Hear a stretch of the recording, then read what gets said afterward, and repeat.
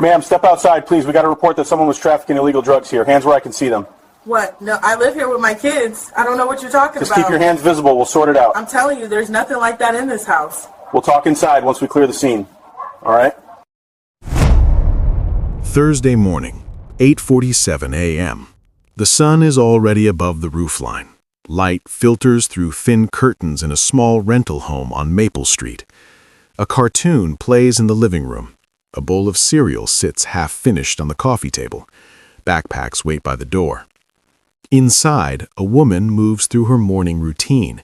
She's 34, works the night shift at a warehouse distribution center, gets home around 6 a.m. most days, sleeps a few hours, gets her kids ready for school. This is her life. Has been for 3 years.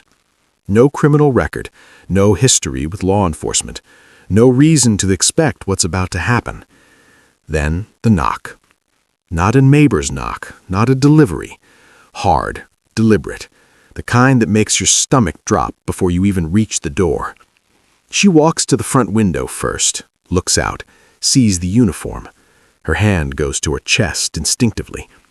Before we continue, hit that subscribe button and drop a comment telling us where in the world you're watching from. These stories need to be seen. She opens the door, leaves the chain on. "Ma'am, step outside the residence." The officer's voice is flat, rehearsed. The Bodycam timestamped reads 084933. His badge number is partially visible, notepad in hand, eyes already scanning past her into the house. She hesitates. "What is this about?" "We received intel regarding this address. Suspicious activity. I need you to step outside." Intel. Not a warrant, not probable cause. Intel. She doesn't know what that means legally. Most people don't. But she knows the weight of that word when it's used against you. "I live here with my children." Behind her, the cartoon plays. A child's voice calls out, asking for help with a shoe.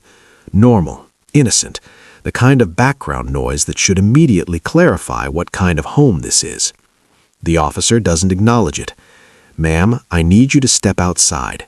Now." She does, because refusing feels more dangerous than complying. The door closes behind her. She stands on her own porch in sweatpants and a t-shirt, no shoes. The concrete is cold under her feet.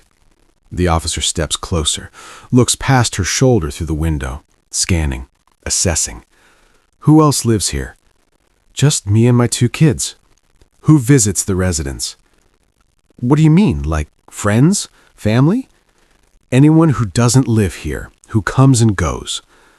"I don't understand what this is about. How do you pay rent?" The question lands like an accusation. Her face shows it, confusion turning to something sharper.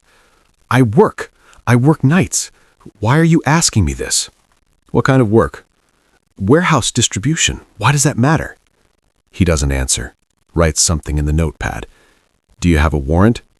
The officer looks up, doesn't respond directly. "If you've got nothing to hide, this shouldn't be a problem." That phrase, designed to shift the burden, make refusal seem like guilt. Inside, one of her children calls out again, louder this time, worried. "My kids are inside. They need to get ready for school." The officer lifts his radio. "I'm going to need backup at this location." 2 more units arrive within minutes. The situation has transformed. What began as a single officer asking questions is now 3 vehicles, 6 officers, radio chatter, neighbors stepping onto porches, curtains pulled back across the street. She stands, frozen. Her hands are shaking now. One officer approaches the door. "Ma'am, we need to conduct a search of the residence." "You don't have a warrant." "We have reason to believe there may be illegal substances inside. You can either consent to a search or we can secure the residence and obtain a warrant. Your choice." It's not a choice. It's coercion, dressed as procedure.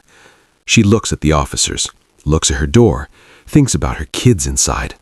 "Fine, just please don't scare my children." They enter. The Bodycam footage shows everything. Drawers pulled open, couch cushions lifted, cabinet doors left hanging. One officer goes straight to the bedrooms, another to the kitchen. They move with purpose, tearing through the small home like they expect to find something. Her daughter sits on the couch, remote still in hand, eyes wide, cartoon paused mid-scene. Her son stands in the hallway, 7 years old, school uniform half on. "Mommy, are we in trouble?" She kneels down, tries to keep her voice steady.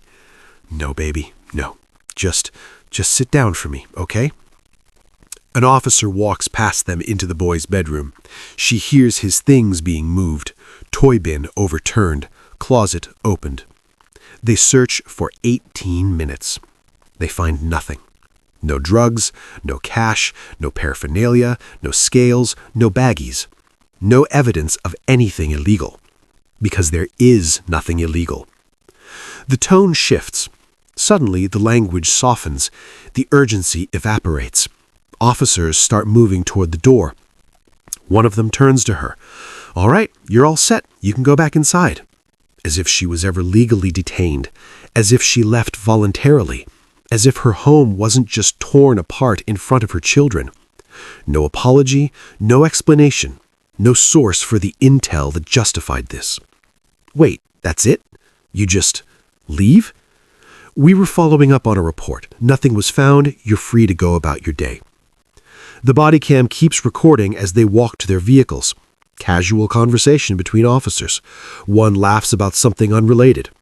The door closes. She stands in her living room. Drawers still open, cushions on the floor. Her son crying now. Her daughter silent, staring. The normalcy from an hour ago is gone. She doesn't sleep that day. Her kids don't go to school. They're too shaken. So is she. Neighbors saw everything. By afternoon, she notices the looks, the distance. Rumors move faster than truth in small communities. She files a formal complaint with the department, requests the Bodycam footage, reaches out to a civil rights attorney her cousin recommended. The attorney reviews the footage, consults with legal experts. They all arrive at the same conclusion. No warrant was ever obtained. No probable cause was established. The consent given was under duress.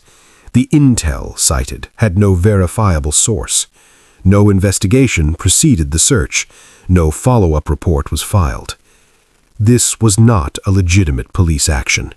This was racial profiling given the authority of a badge.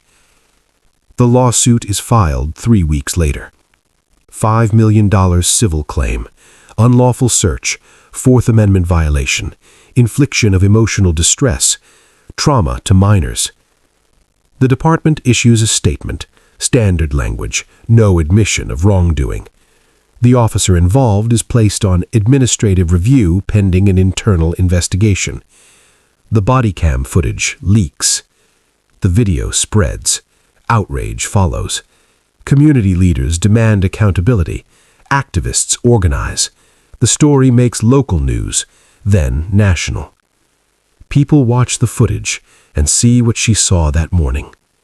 The assumption of guilt, the disregard for her rights, the trauma inflicted on children who did nothing wrong, the casual destruction of dignity in the name of procedure. If this can happen in broad daylight, in a quiet neighborhood with children watching, how many homes have been entered without cameras to prove what really happened? How many mothers have been accused without cause? How many families have been terrorized under the guise of public safety? This footage exists because one officer happened to be wearing a camera that was turned on. But the cameras don't always roll, and even when they do, accountability doesn't always follow. This is not an isolated incident. This is a pattern given permission. If stories like this matter to you, subscribe to the channel, share this video, make sure these truths don't stay hidden. We'll keep bringing you the footage they don't want you to see. Thanks for watching.